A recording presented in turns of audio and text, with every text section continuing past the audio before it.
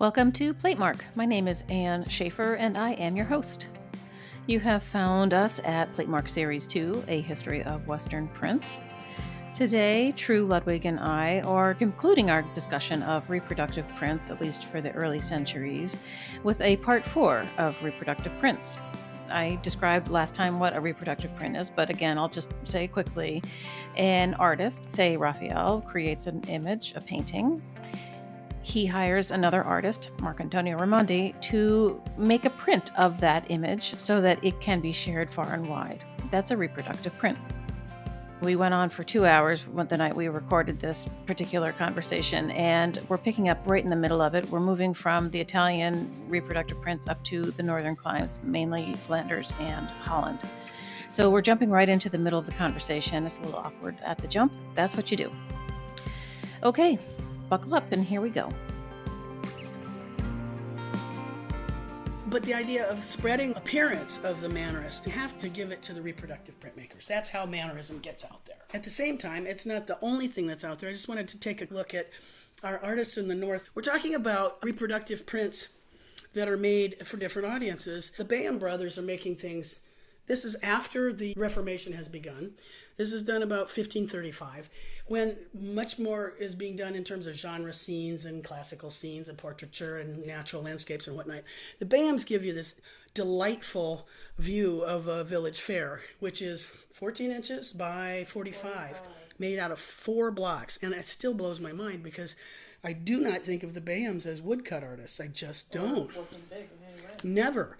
But at the same time, they certainly wouldn't have made this if it wasn't a good seller.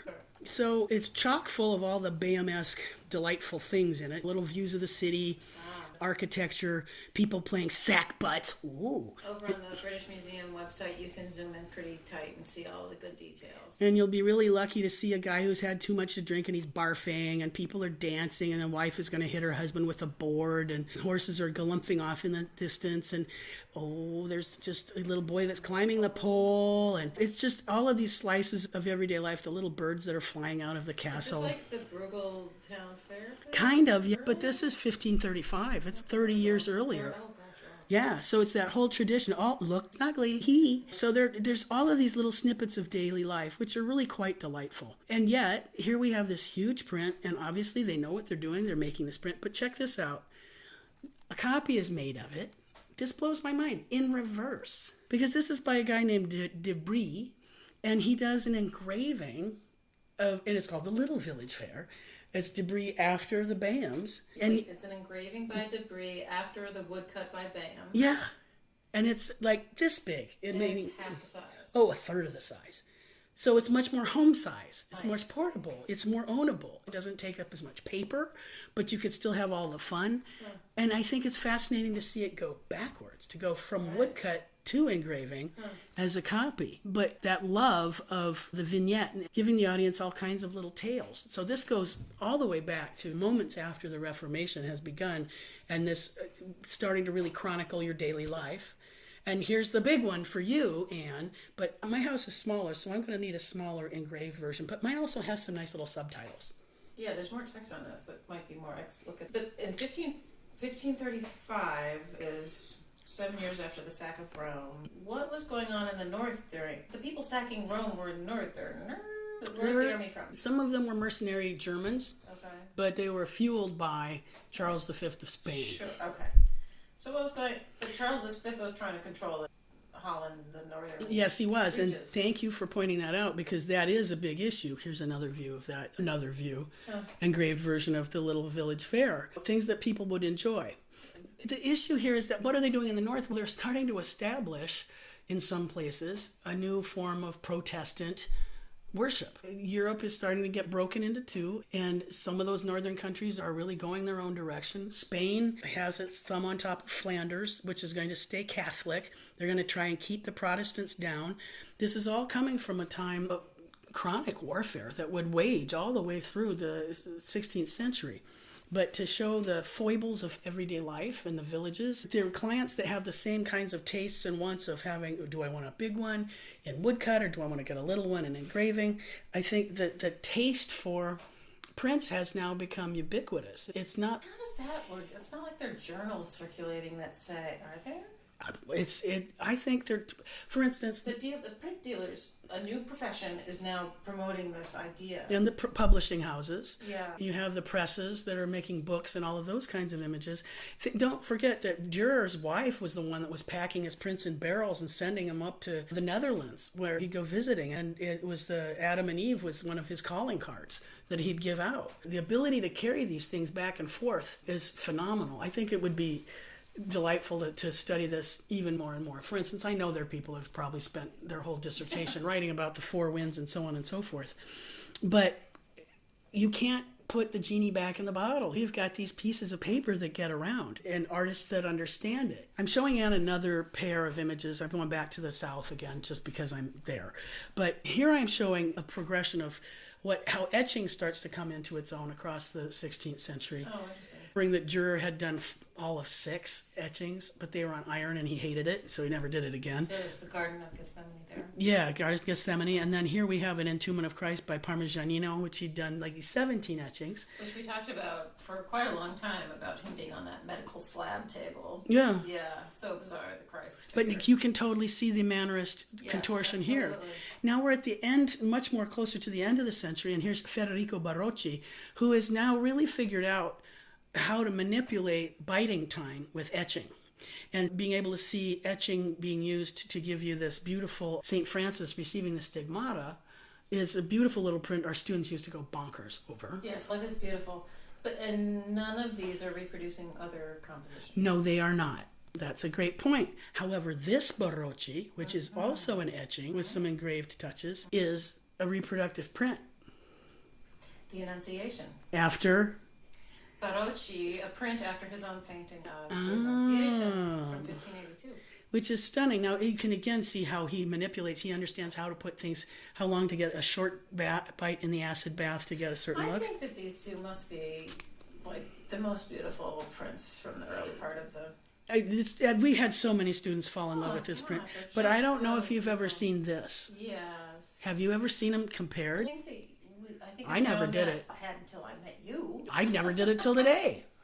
I think I found the painting for the episode we did on Barocci, but I don't know that we looked at it side by side. Yeah, but just look how much better the print is. Yes, the print it just makes more sense. It's just not that we're, Biased or anything? but if you look at, it's just so lovely and so different. And it has this, evaporates into light so much more adeptly. And that you start to understand, in this sense, here's an artist who understands how to translate what he was painting into a purely graphic mark. And that's unusual. Now, would we call this an autographic reproductive print?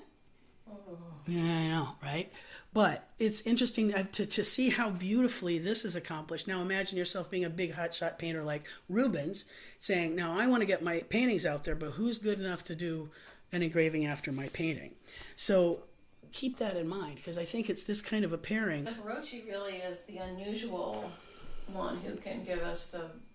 You don't see this nearly as much. I'll point out later on both the painting and the print. that Rembrandt actually did a reproductive print after his self-reproductive after his painting, because he was watching Rubens and how Rubens was marketing his work.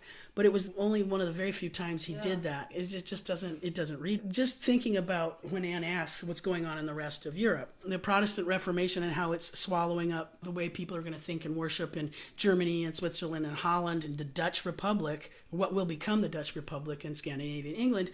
But the Catholic Counter-Reformation trying to get its act together, and how is Italy and Spain and Flanders, which is a very vital power, which is nestled so close. This is as scary as anything I think of civil war, Union versus rebel, side by side in that tiny amount of space. That kind of battle for what we will be, I think it's really manifest in that. And so to see the kinds of artwork that will come about is fascinating. We mentioned the Garden of Earthly Delights once before. We were talking about my buddy Bruegel, but realizing that the Garden of Earthly Delights is by Bosch. by Hieronymus Bosch. Clarity. Yeah, thank you. And yet Bruegel is going to use Bosch's style because it already sells. It already makes sense. And yet Bosch has been dead for 40 years. And so then you have to ask yourself, is Bruegel Where is Bruegel getting these ideas? If we look at the kind of work that Bruegel is completely channeling the hideous creatures and beasties of Bosch and putting them out there so that we can see a St. Anthony in torment. We can see big fish eat little fish. We can see the world gone mad, which is the kind of print that you're seeing a great deal of. In this part of the century, the world is a difficult place. It'd be great if these guys were alive and doing what was going on in our world right now. Yeah. It's just so fucked up. We're in the mid-1500s. Yes. So here, let's say 1560. Okay. And we have Bruegel. This is great because we actually have the original drawing that Bruegel did, and he hands it off to the engraver, and the engraver is that craftsperson who will commit every line that Bruegel has drawn into a print. And that's an unusual model too, right? Eventually, it becomes the norm, right? Because you find an engraver that gets it and can replicate your mark. Okay. So I just find it fascinating to think that Bruegel makes these. He's hired by Hieronymus Koch. Hey, I want to put these out there. Bruegel says, okay, here are the drawings. And Koch says, okay, I got the guy that's going to carve these for you. And it works. So for all of the deadly sins, we've got Peter van der Heyden that does it. For all of the good things, the 7 virtues, we have the other guy, Philip Gall, because they have a completely different appearance. You notice how much more classicizing and staid and stately the 7 virtues are. So let's stop for a moment. Okay, so we've got Peter Bruegel's designs that have been captured by Philip Gall. Philip Gall in the sins, the 7 deadly sins. But can you just for a second, let's talk about the address, because yes, please. This is not the first. This is wonderful. Great. Yes, perfect. Because this is where we really start to see it, and where it becomes crucial to very important. Absolutely, what for where. Exactly right. So the address. Now that. Thank you. See, this is our print curator doing exactly what print curators are supposed to do. Keeps on track. Good luck with that. Look, look, that guy's cutting open that fish with it. But the idea of the address is literally where it comes from, and it's across the bottom. In the case of these Peter Bruegels, it depending on what the audience was, the address may have the title in Latin for the erudite who could speak it and read it. It'll be in Flemish for those who can actually read Flemish. It'll list who drew it. It'll say who sculpts it. And it may even say who publishes it. And that then, of course, would be Hieronymus Koch and the Four Winds. And so the address is this fascinating strip across the bottom. And it's interesting here to notice that on the 7 deadly sins, by the way, that'd be anger, sloth, pride, greed, gluttony, envy, and lust, all the fun ones, and versus the faith, hope, charity, justice, prudence, fortitude, and temperance. That on the sins side, it is printed, the address is in both Latin and in Flemish. Oh, on the same print? Yes. You didn't get different versions of it. But on the 7 virtues, it's only in Latin. Whoa.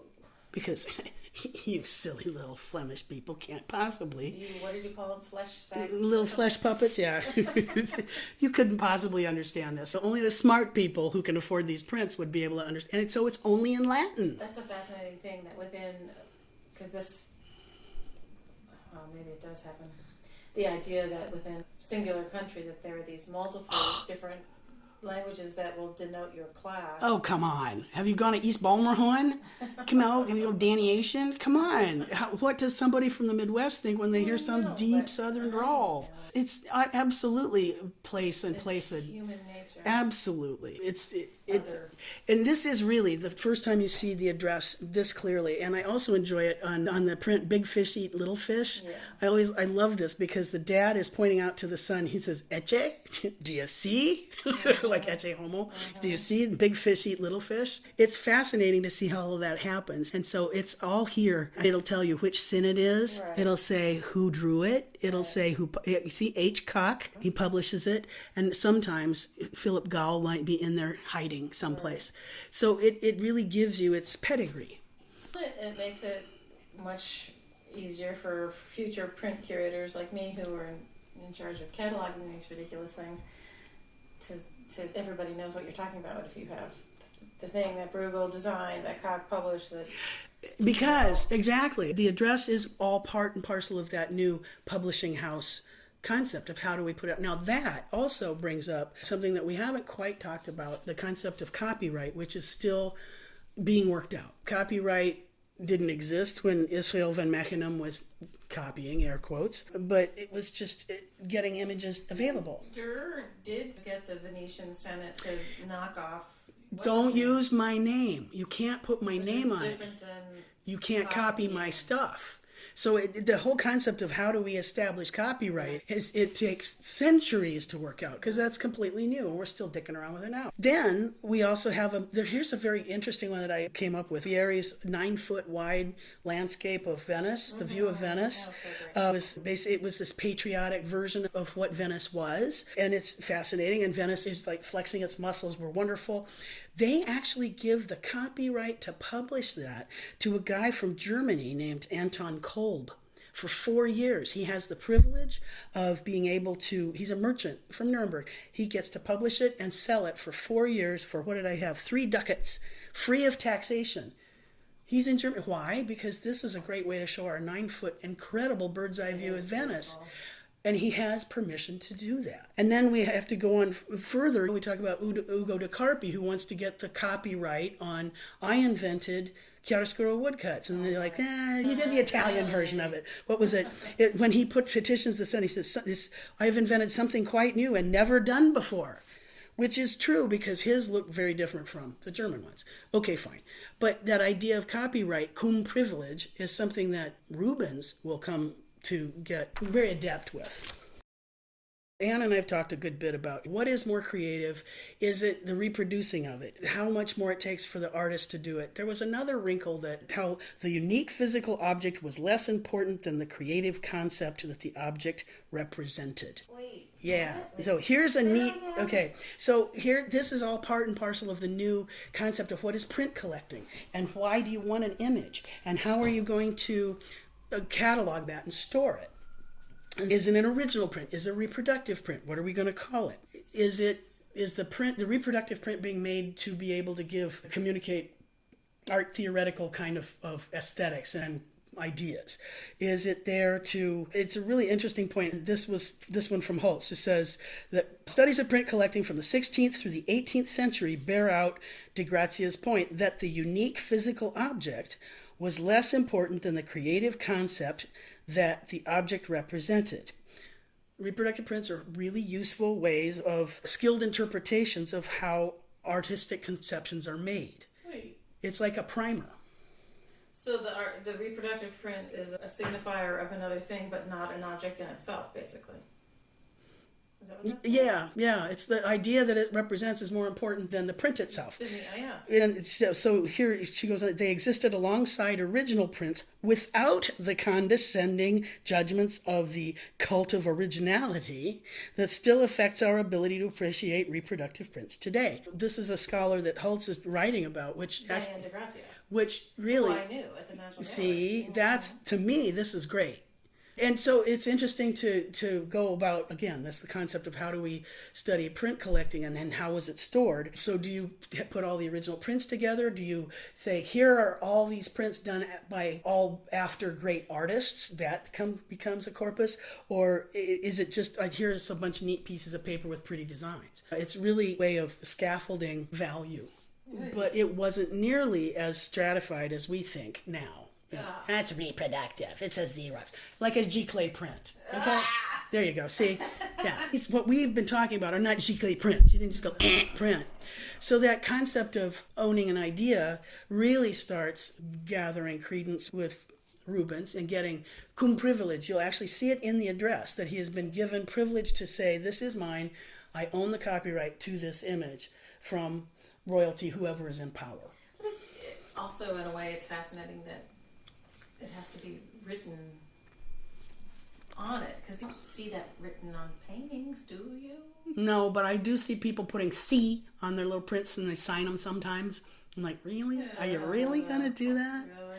Yeah. But so then that becomes, again, this whole, okay, the artist figured out cool systems to make things work, and that means that engraving only becomes used for reproduction, and it doesn't get to be all original unto itself until Hayter. So we'll go with that. We'll get to Hayter. This was the whole concept of Titian using a privilege once again to have the copyright on his Pharaoh crossing the Red Sea. Titian was a smart guy. There was a copyright on who all could sell this enormous image. The idea, though, that it's 1517, Titian's at the height of his powers. He's able to get this enormous woodcut out there. It's huge. Yeah. And that it has to be marketed. It's 12 block. Oh, wait. Yeah. It's like a huck. Yeah. We saw this. It's huge. Yeah.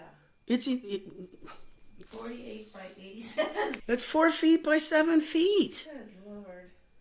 Of course he wants people to sell this. And it's showing 4 feet by 7 feet. It's 12 blocks, but it shows the scale of Titian. It also shows his wonderful slashing. It shows all the diagonals that he's inventing and ways of creating an image, unlike anything that was going on down in the Venetian way and the drama of Venetian paintings and their adoration of stirring, roiling nature. That's all of the Titian times. And he's no dummy. He's going to get it out there. I love in this one, the 12, it's 3 blocks by 4 blocks, and one of the ones in the middle is basically only waves. Yeah, it really is like just an abstraction.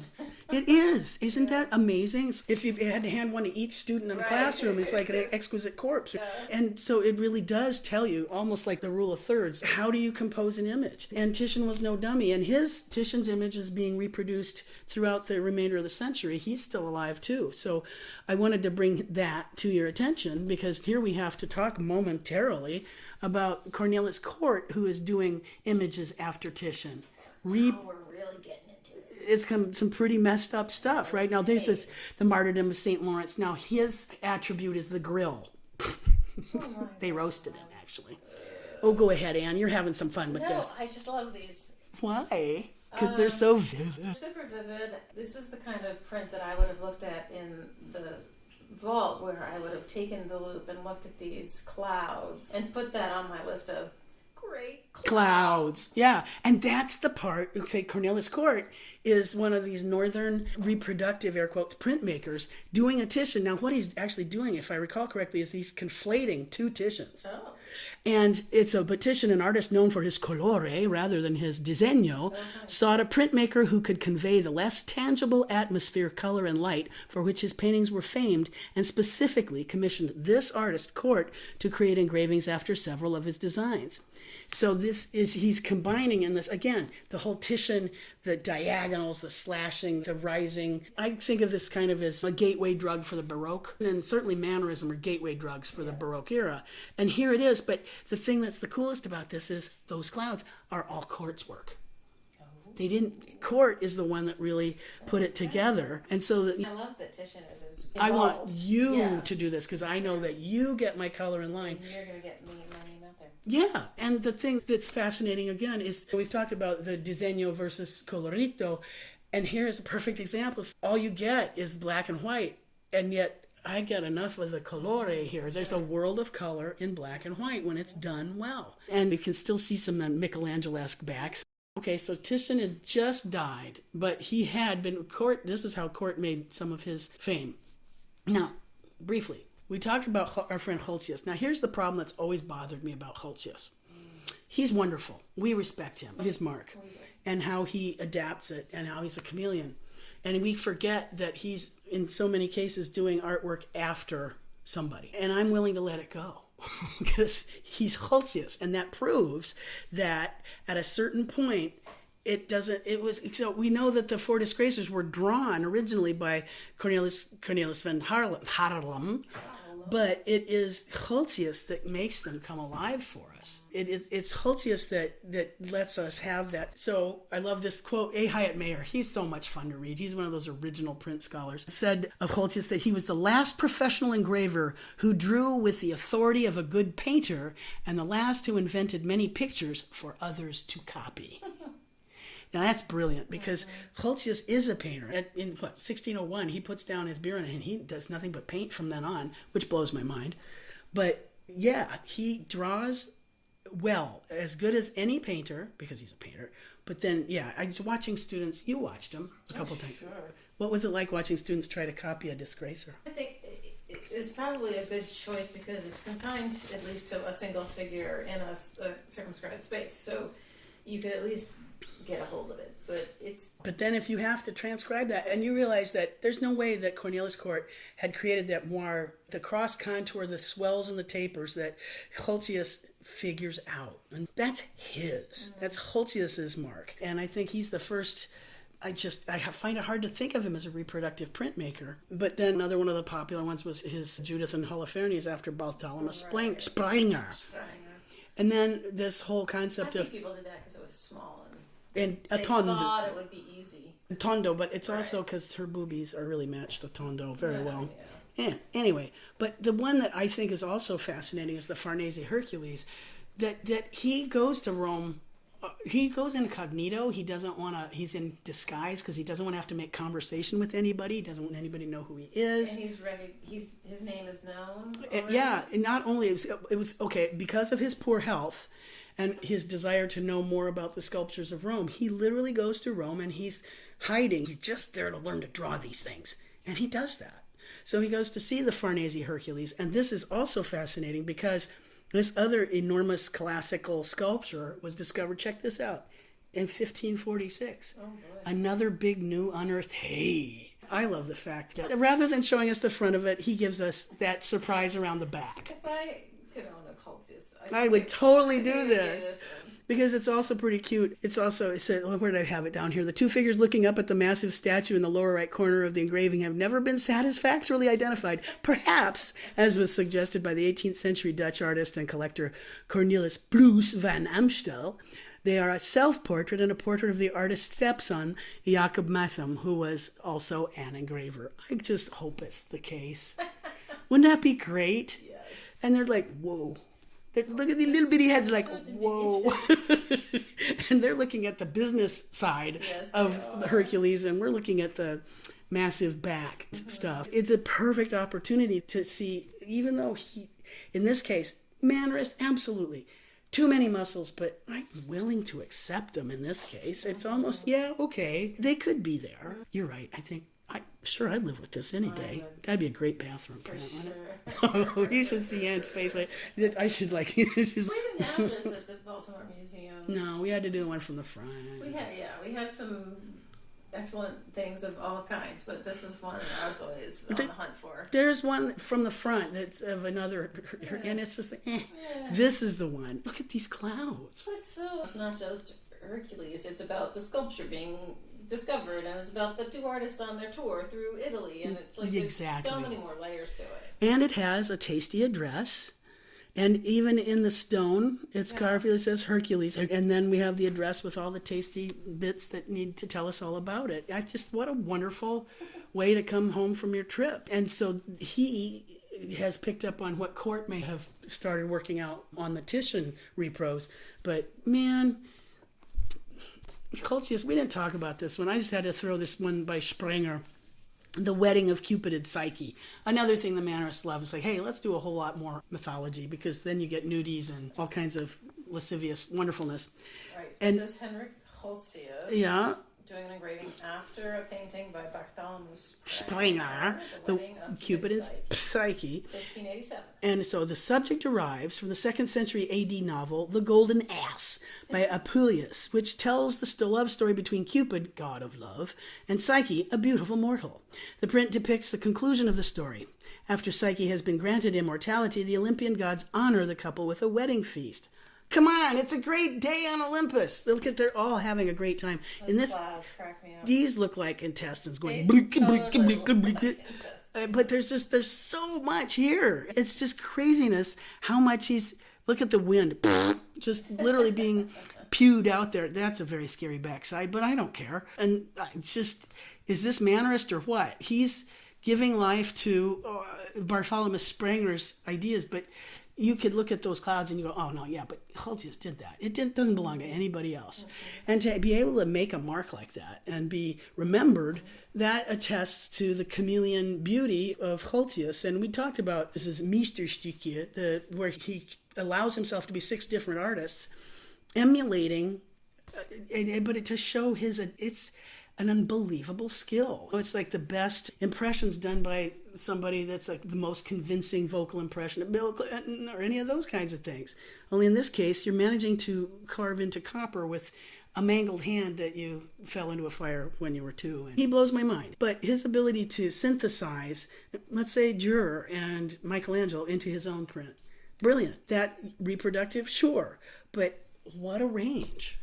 I totally forgive Holtz just for being like there's not, it doesn't even occur to me. It's that's not an issue. Right. Yeah. It's like it's better than a cover band. Absolutely. So it may be that Chris Christopherson wrote this, but this recording by Holtzius is like that much better. So he pushes that limit, I think, as far as it can go. I don't know if we want to mention this, but the fact that reproductive printmaking has become such a big deal. There was this great exhibition. I was wondering if you could tell me anything that your son remembered from when you forced him to go to this exhibition, which is was it in London? It's at the British Museum. They have an incredible print collection, and they have a nice gallery off to the side that they do great things in. And my son was traveling in London, and I was like, "Oh, don't miss the print." So I have to, but he did.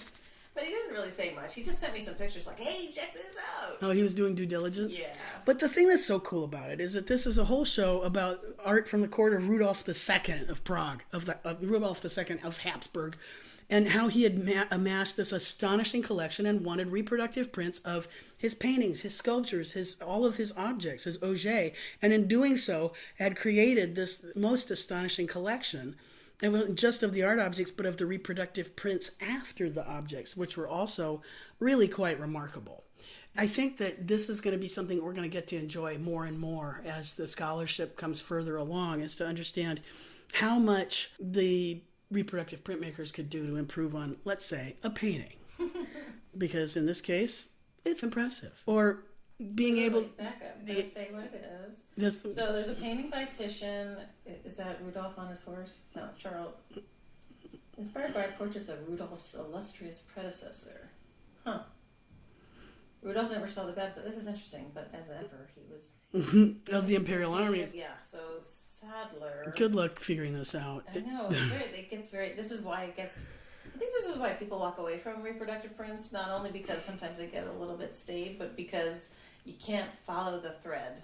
Unless you're really devoted to it. But if you looked at this and you started saying, okay, how do you build the public persona of somebody and that we're supposed to follow? So you've got a sitter trying to emulate the previous emperor, asking an artist to make a print after a painting of...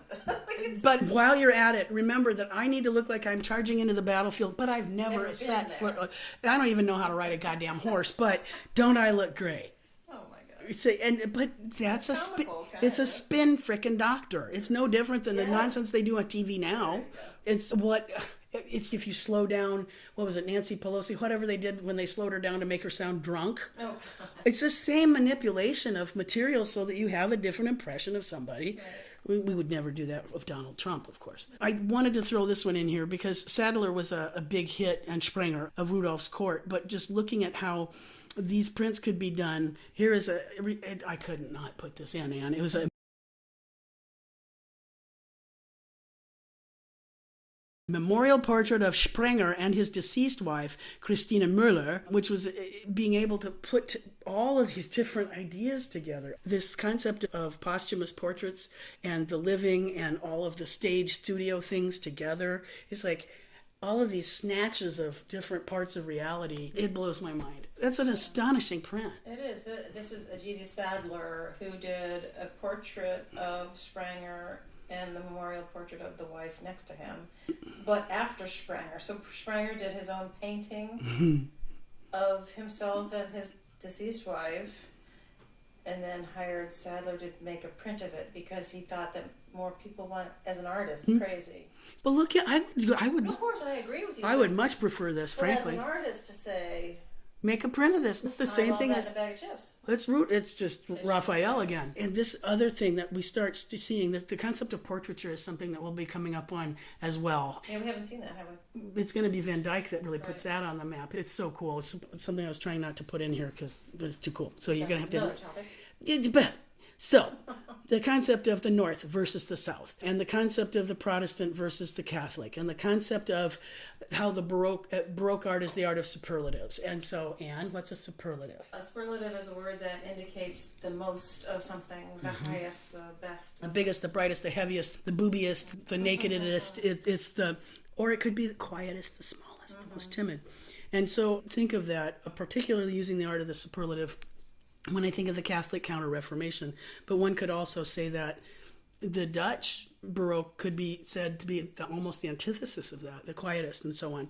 So I use that when I'm trying to convey the difference between the North and the South to my students. I tend to use two signposts. And so if you're going to talk about what is Protestant Baroque, I think of Rembrandt, the guy that does the bourgeois, the middle class, the people from the town of Amsterdam, the everyday life, versus the aristocratic Baroque of Rubens, who was this incredible ambassador to the entirety of Europe, who was working for all the crowned heads of Europe. And so Rubens is a perfect example of the Catholic Counter-Reformation Baroque. And so I just wanted to set this out here because at some point there will be a quiz, and I'll ask you folks to realize that Rembrandt and Rubens did overlap a little bit. Rembrandt was born in 1606 and died in 1669. Rubens was born in 1577 and died in 1640. So there was an overlap there, and Rembrandt was well aware of Rubens and his use of prints and the reproductive printmaking.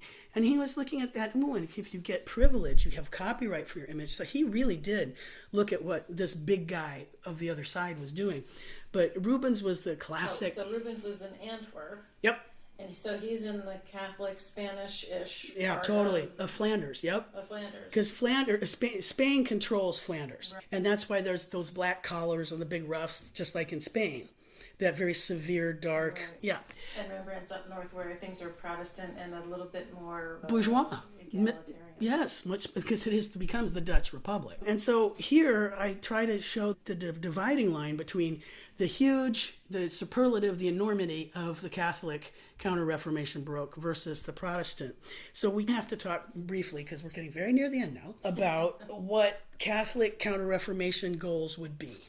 And so for my students, I break it down into things that are about as simple as it could possibly be. First, let's go head for back for a second. So the Catholics were doing their thing. They were being nasty bad, They were trying to get everybody back to the church. So then Martin Luther goes the whole thing, and then the Catholics go, hey, we got to get it back together. Now it's time. So they start the Catholic Counter-Reformation. There's a series of councils. The Council of Trent is one that is ongoing. How are we going to win people back? And what are we going to use? And some sources would say you do it with propaganda and with fear. You do it, you coerce them with things that are lovely, but you also make it so scary that they won't go away. And that's a great way to keep people. Hey, check it out. Go look across the sea right now, shall we? But that's why we do art history, right? So Catholic Counter-Reformation, how do you inspire people to come back to the Catholic Church, which has all these hierarchies? It has a pope, it has archbishops, cardinals, blah, blah, blah, blah, all the way down. As opposed to the Lutherans who are like, you need to read the Bible. Your relationship with God is yours. And that's up to you, and that's how it goes, and you will be forgiven because he has grace, and you'll be okay. Right. And the Catholics are like, no, we got to have all this stuff. And how do we make this happen? And how they make that happen is by creating the most beautiful churches that could ever be imagined, and the art that decorates those things. And so theatrical, illusionistic, emotional impact to heighten the experience of the viewer. They're playing on the sublime.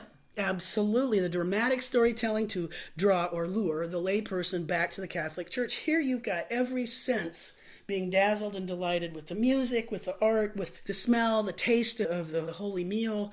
Every sense is stimulated, and even the spiritual exercises of St. Ignatius of Loyola, he feels the crackling fires of hell on his skin. He hears the moans of the people in hell to keep him considering keeping the path.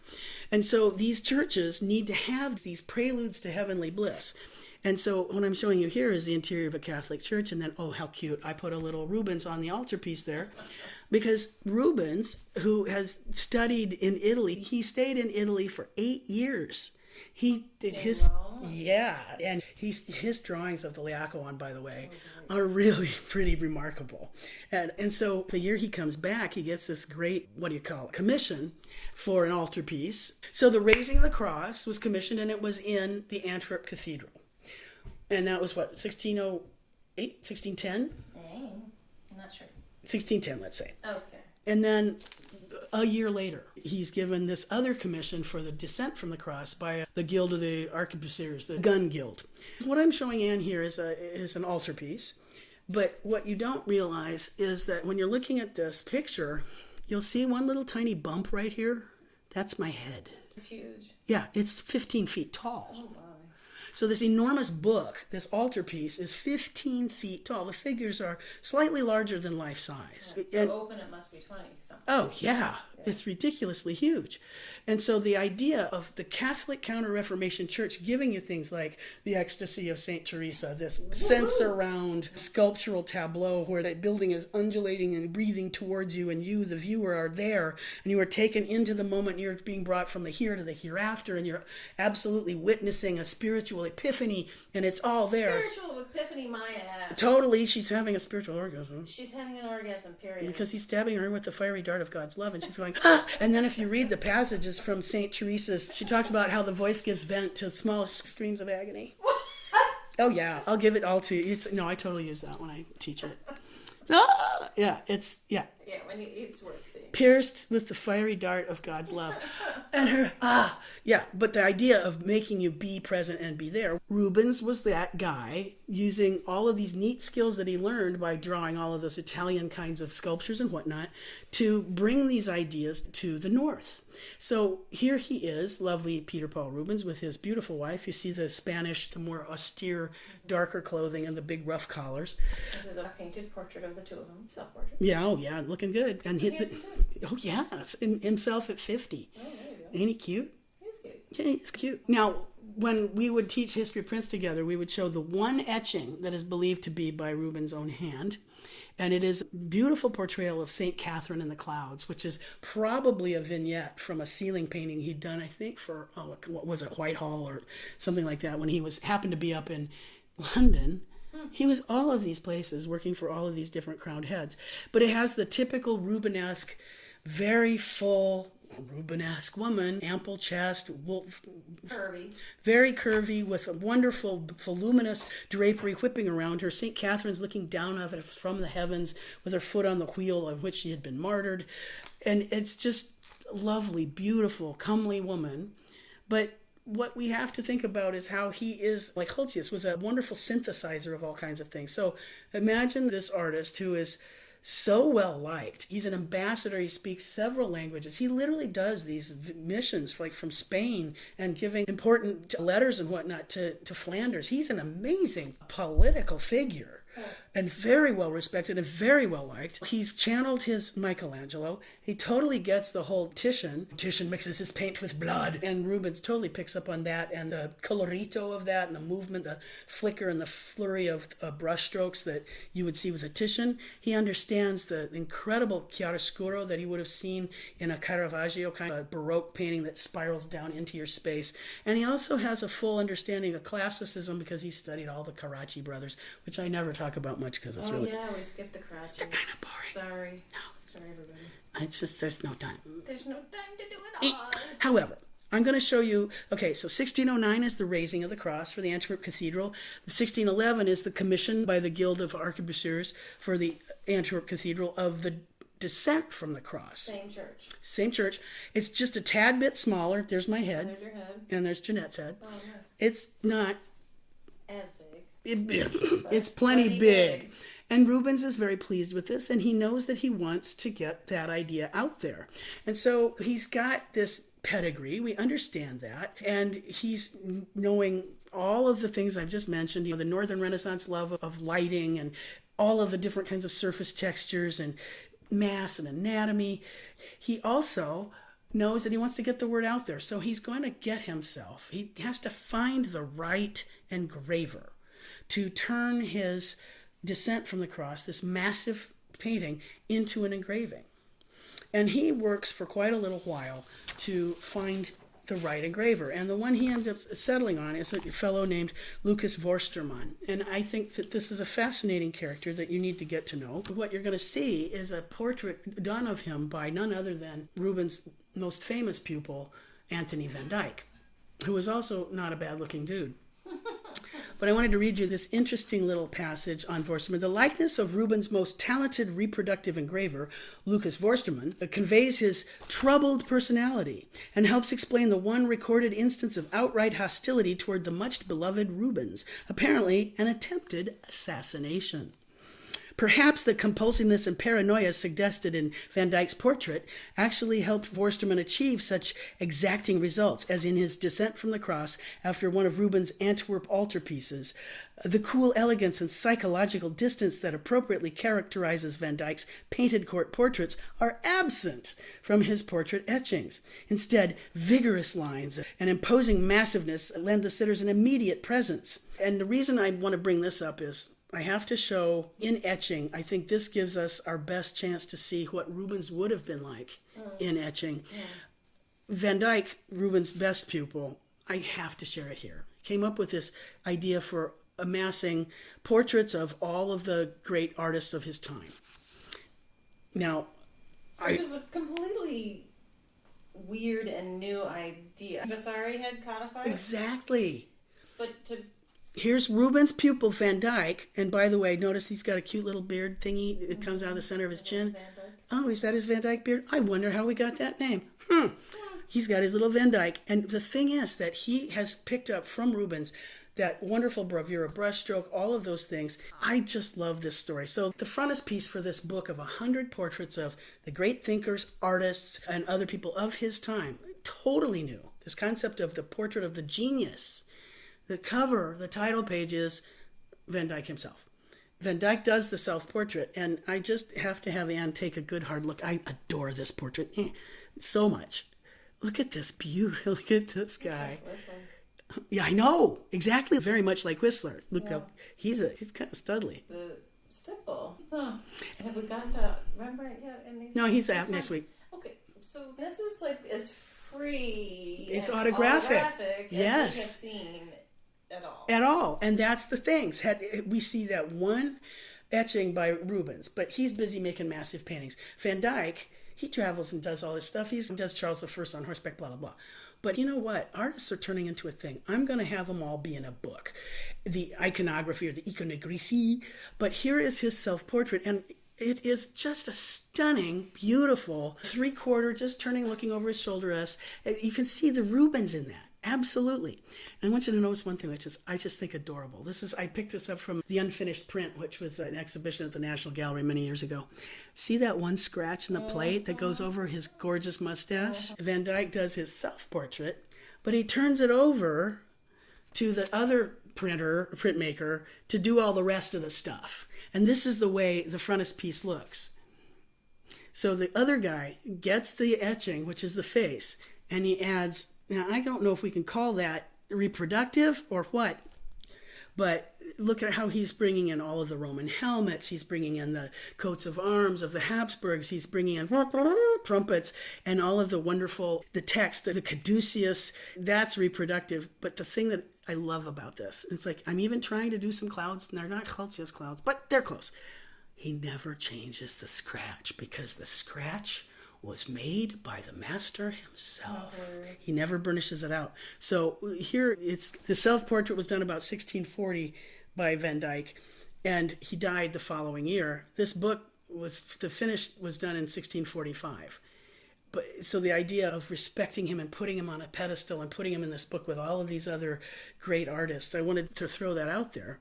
So he completed the heads of all of the artists, and somebody else filled in all of I don't need to do the rest of that. And the clouds and the whatever. How different? Like, Rubens saying you can do the sleeves, you can do the trees. Exactly. How could he do 24 paintings of Marie de Medici in 4 years? It's because you're going to do I do the face and the hands, all the really good's the boobs. But, all right, so I wanted to bring that to your attention so that when you see this portrait of Forstermann, you can see the frankness of it. And really, look at this is an unbelievably new kind of fresh portrait. This is the finished way it appeared and you can even see that this is wild. Check this out. The engraver goes back in and he does the dash and the stipple for the background. I think he actually puts in a little extra, which is too bad because I don't think we need it. But that's that concept of the division of labor again, almost like the Formschneider. But this concept of the appearance of this engraver, to me, is really important. Because if you are the guy that has to translate a Rubens painting that's 15 feet tall with the most unbelievable color and light and shadow and transcendent pathos and sadness and the drooping of the form, and you have to synthesize it down into a smaller black and white image, maybe 18 by 24 max.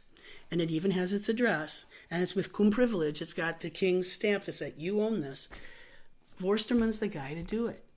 Because and this is with, get this, with Rubens supervising and retouching. What? Oh, he wants it a certain way. Oh, wow.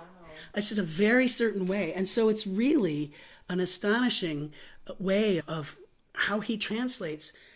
These are intangible things to translate, but I think being able to show how much is accomplished to create these textures, volumes, masses, I don't think anybody had done it as well as Vorsterman up to this point, just ever at all. And Vorsterman is that highest class reproductive printmaker.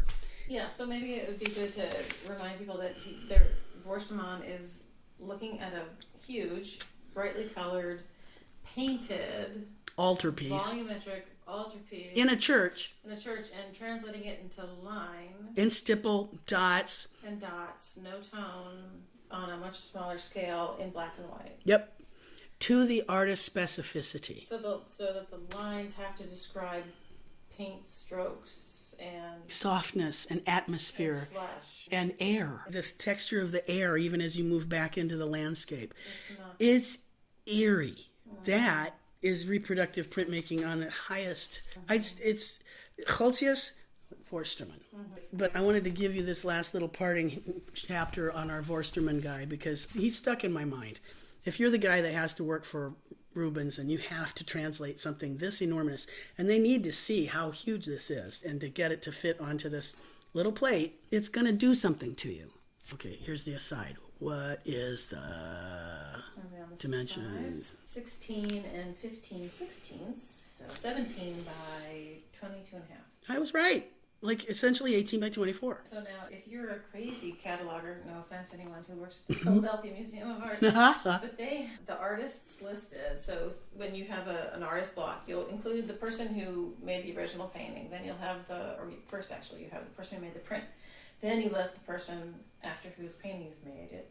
But in this case it says, Lucas Emil Vorsterman, after Peter Paul Rubens, published by Lucas Emil Vorsterman, Ufta. the same guy, dedicated, so he published it himself, dedicated to Sir Dudley Carleton, dedicated by Peter Paul Rubens, dedicated to and dedicated by. It's a very, yeah. See, that gets painful. It does. It's nuts. All right, so first we have to follow the Vorsterman. First we have to follow the Vorsterman bit out, and then we're going to go to the last fleshy bit of Rubens. All right, but first, as we're looking at our Vorsterman's this is Linda Holtz, and it's just too good for me to not screw it up. His translation of the rich color and shimmering textures of the painting is truly remarkable. In the figure of Magdalene, seen from behind and kneeling, we can particularly appreciate his artistry. For the first time, an engraver has done justice to Rubens' painterly treatment of his subject. Contours are avoided. Rather, it is the juxtaposition of elaborately varied hatchings and other Buren marks that establishes edges, shadows, highlights, and textures. Vorsterman managed to convey saturation, intensity, of color rather than directly transcribing its tonality, lightness or darkness, with the Buren. What is darkest in the painting is not necessarily darkest in the print, e.g. John's robe. Instead, the printmaker has subtly allowed one tone to do in the print what tone and color do in the painting. Bring forms forward or back and establish primary and secondary centers of interest. Rubens was pleased with Vorsterman's work. In a letter of 1619, he expressed his preference for a young man who is malleable and not too set in his ways, as opposed to a well-seasoned engraver. Tragically, however, Vorsterman suffered a nervous breakdown and apparently assaulted Rubens in 1622. For a time, Europe was shaken by rumors of the painter's assassination, for he was not only an acclaimed artist, but an important diplomat as well. We wish we knew more about Vorsterman's illness. The assault is all the more mysterious because Rubens seems to have been universally beloved. His diplomatic efforts were marked by a forthrightness that stands apart from the hornet's nest of 17th century politics. Vorsterman himself seems to have emulated him early in their association. How much Rubens' exacting standards contributed to the episode, coupled with Vorsterman's own perfectionism and the inherent difficulty of the task, we will never know. The vocation of engraving may have had an innate appeal for compulsive or obsessive types. You think?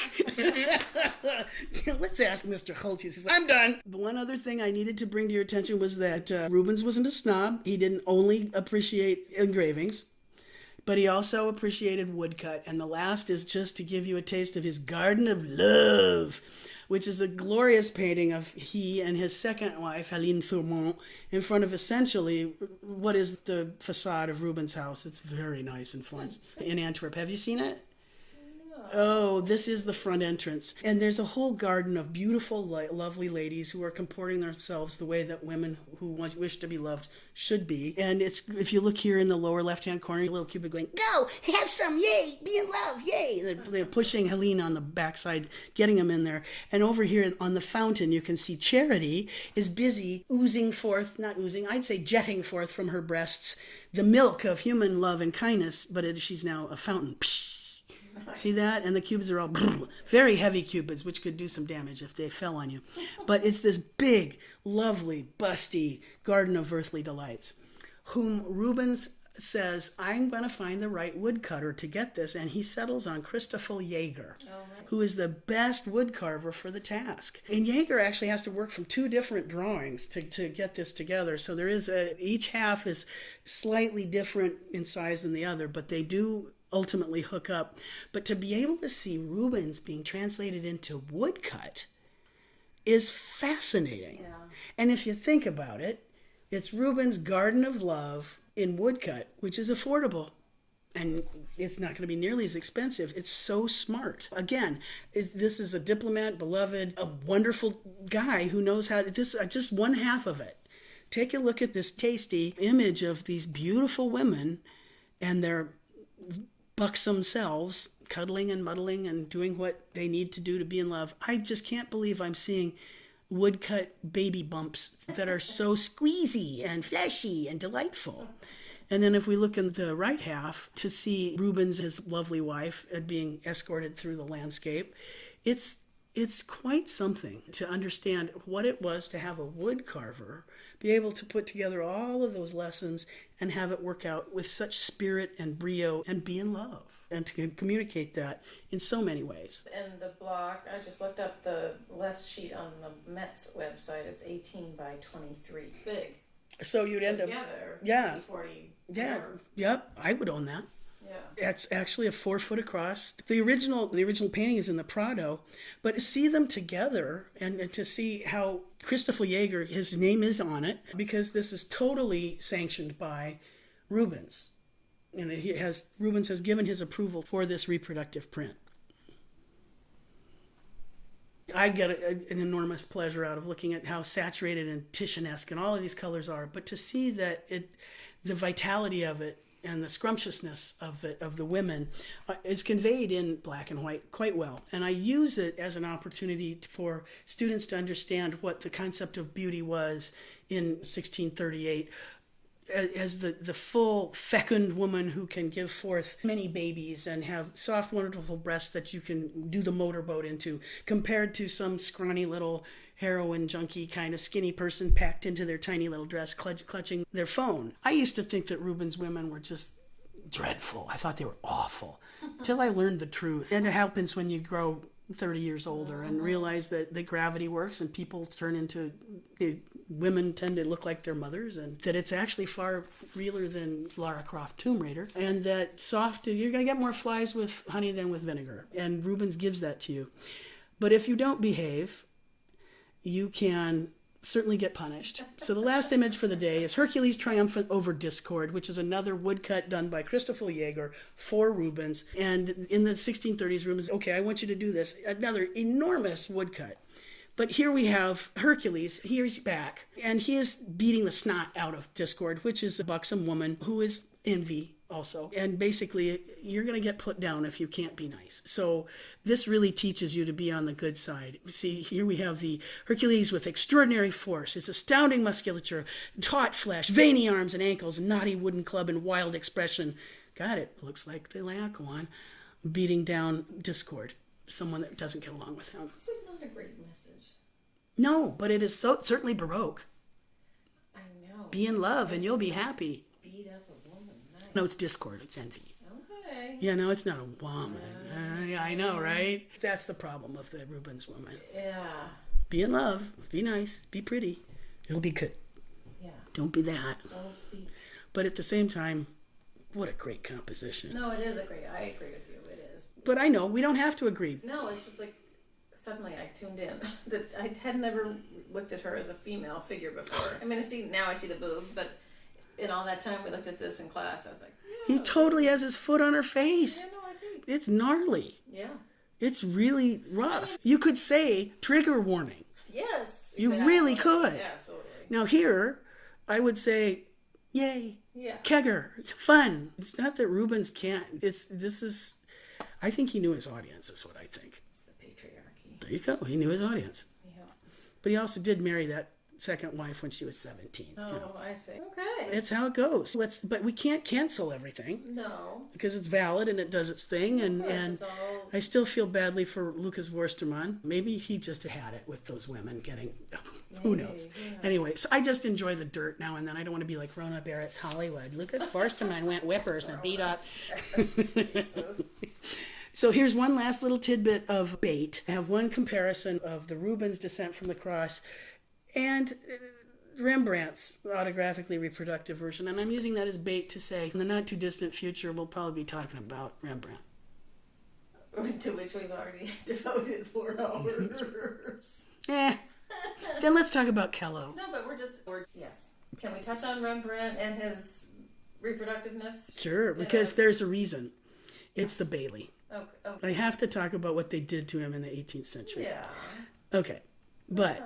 just because I really think of these two pole stars. One is the bourgeois Baroque, one is the aristocratic Baroque, and each of them, in their own way, with their superlatives, are doing their job. But ultimately, That's the Rubens and the Rembrandt. Yeah.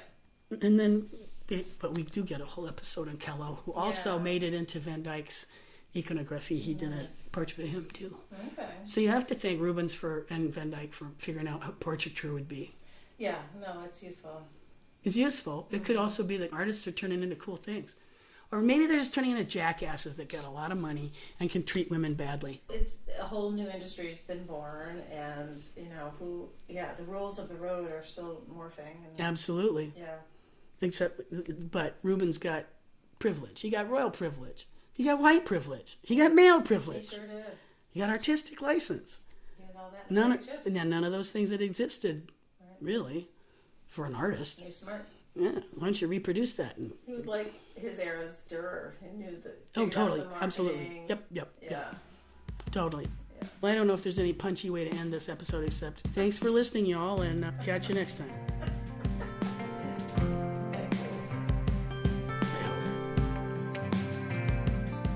Thank you for joining True and me for a history of Western prints. This was the concluding episode of 4 parts of reproductive prints.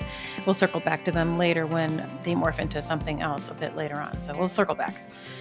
Thank you to True, as always, for being an amazing historian and friend. And a thank you to Michael Diamond for the use of his original music. Next, the episodes will start becoming singular artist episodes. The next episode we'll cover is Jacques Callot. We might tag on Claude Mellon at the end of that one, so stay tuned. All right, we'll see you next time.